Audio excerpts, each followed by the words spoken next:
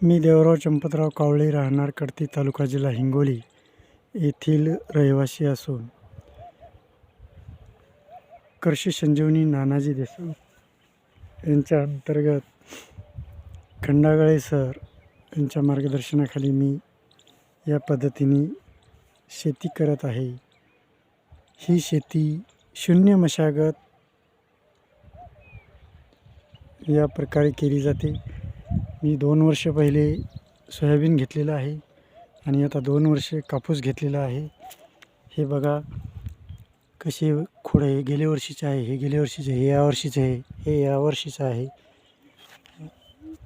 अशा प्रकारे मी माझी 3 एकर शेती करत आहे। हा माझा वरचा प्लॉट तसाच आहे।